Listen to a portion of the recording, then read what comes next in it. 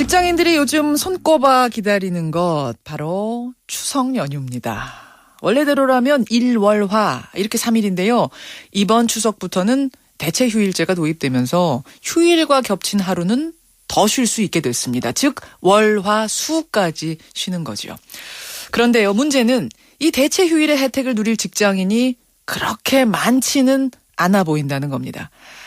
대체 휴일제가 의무가 아니다 보니까 많은 사업장에서 시행하지 않는다는 건데요. 심지어 이날이 쉴 수 있는 날인지조차 모르는 사람도 태반이랍니다.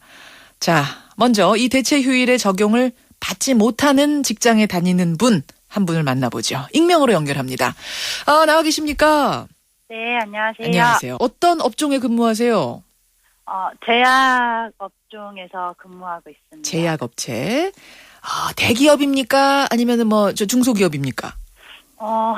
근무하고 있는 인원이 한 250명 정도 돼서요. 예. 중소기업으로 구분되더라고요. 중소기업으로. 근데 돌아오는 추석 연휴 그 후에 수요일에 못 쉬시는 거예요? 아니요, 수요일에는 쉬게 되었습니다. 네, 쉽니다. 쉬어요? 그러면은 쉬시면은 대체 휴일 적용 받으시는 거잖아요. 네, 근데 그렇게 그냥 깔끔하게 쉬면은 좋은데, 예.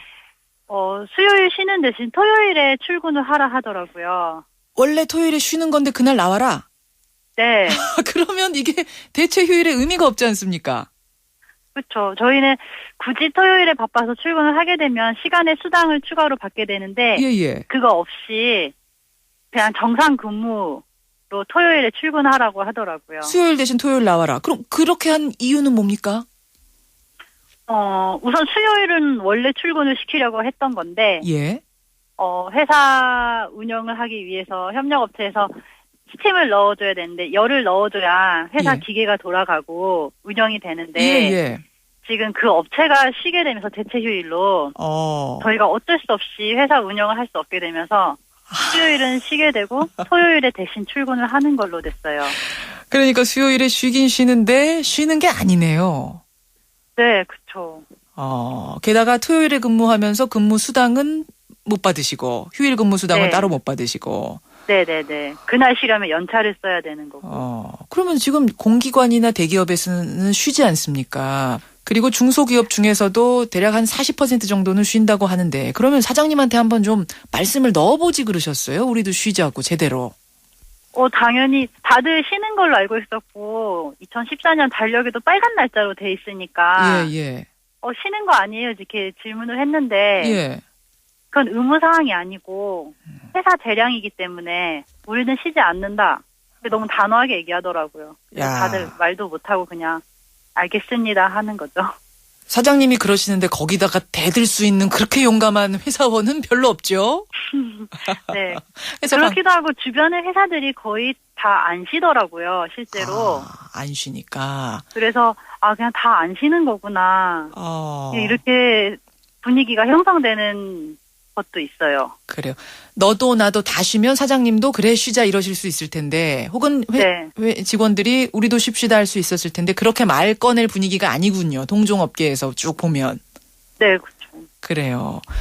근데 그날 이제 말씀하신 대로 대체 휴일이다 보니까 빨간색으로 칠해져 있는 달력도 있고 아닌 달력도 있고 그렇습니다만 빨간색으로 칠해져 있는 달력 보고는 미리 놀러 갈 계획 잡아놓으신 분, 고향 가서 그날 돌아오는 계획 잡아놓으신 분들도 있을 텐데 만약 이게 못 쉬게 됐다고 하면은 황당해지는 거죠.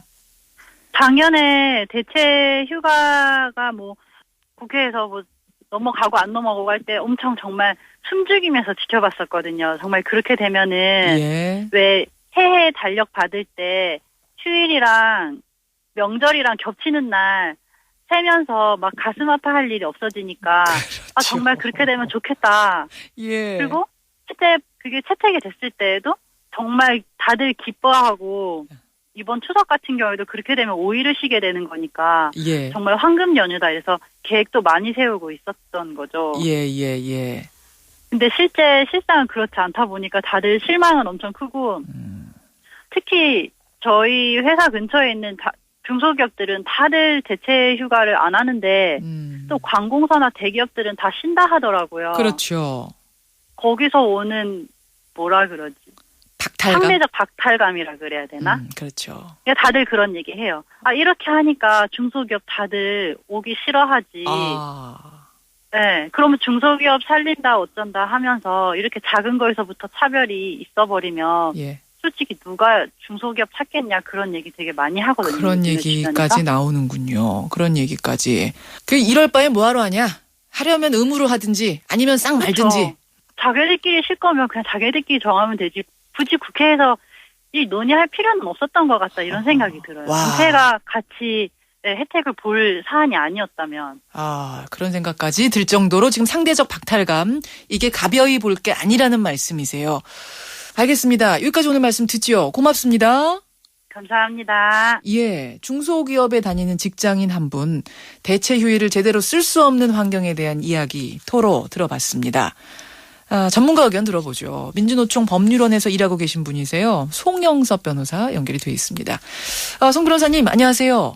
예, 안녕하세요. 대체휴일제, 이거 참 한다 만다 도입될 때도 말이 많았었는데 네. 결국 도입까지는 됐어요. 네네, 그렇습니다. 그런데 강제성이 없었던 겁니까? 관공서 휴일에 관한 규정이 규정이 되어 있기 때문에 예. 민간 기업에는 강제성이 없는 걸로 시작을 했었죠. 관공서 휴일에 관한 규정, 이게 그러니까 대통령령이었죠. 그렇죠. 입법이 된 게 아니라 대통령령으로 그냥 시행이 돼버린 그런 경우는 강제성을 안 갖습니까? 민간 기업에는 이 규정이 자체가 바로 직접 적용되지 않으니까요. 그러니까 쉬지 않는다고 불법이 아닌 거예요. 불법이라고 보기는 어려운 상황인 거죠. 그렇군요. 이렇게 되다 보니까 지금 뭐 주로 영세사업장, 비정규직, 중소기업들 못 쉬는 경우가 많다고요. 그렇죠.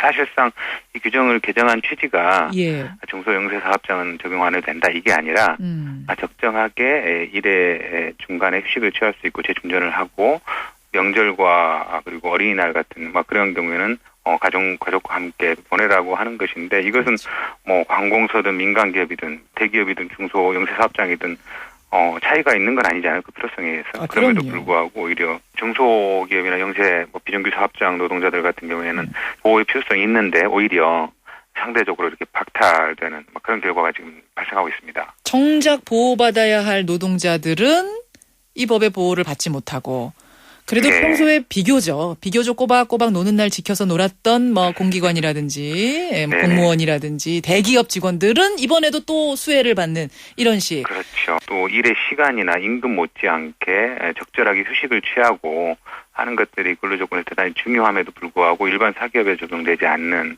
그러한 방식으로 규정이 되어 있기 때문에 예. 좀 문제인 것이죠. 그렇죠. 앞서 중소기업 다니는 직장인 말씀도 들었습니다만 네. 이왕 하려면 제대로 의무 시행을 하든지 말려면 아주 말아라. 상대적 박탈감 너무 크다 하소연을 하셨어요. 그래서요. 강제 시행할 방법은 없을까? 즉 의무 시행으로 이걸 돌릴 방법은 없을까? 영 없겠습니까? 그렇지는 않습니다. 왜냐하면 근로기준법의 주휴일이나 연차휴가의 경우에는 규정을 하고 있습니다. 그 이외에 예. 관공서가 적용이 되는 공휴일에 관한 규정도 당연히 민간 사기업에도 적용이 될 수 있도록 준용 규정을 둔다든지 하는 방법으로 얼마든지 법률의 개정을 통해서 규정을 통해서 입법으로 해결할 수 있다고 보거든요. 다만 그 의지가 문제인 것이죠. 그러니까 이게 근로기준법에다가 대체휴일도 지켜라라고 한마디 넣으면 되는 거예요? 그렇죠. 그러려면은 입법 과정이 필요하다 이 말씀이세요? 그렇죠. 그런데 입법 논란에서도 나왔듯이 이제 우리나라에 뭐 휴일이 많다든지 논란들이 좀 많이 있었는데 예. 적용 대상도 제한이 돼 있고 그리고 적용 방식도 대단히 축소해서 지금 규정을 해놓고 있기 때문에 그러니까 이게 그때 왜 이렇게 대통령령으로 시행이 됐느냐 생각을 해보면 굉장히 논란이 많았거든요. 예. 경영자들 협회에서 굉장히 반대를 했고 이거 안 된다. 경제 타격 크다. 찬반 논란이 뜨겁던 끝에 결국은 입법까지 못 가고 대통령령으로만 정한 건데 네네. 이런 식이라면 그러니까 송 변호사 보시기에는 입법까지 가는 논의를 다시 한번 해봐야 된다. 이렇게 보시는 거예요. 그렇죠.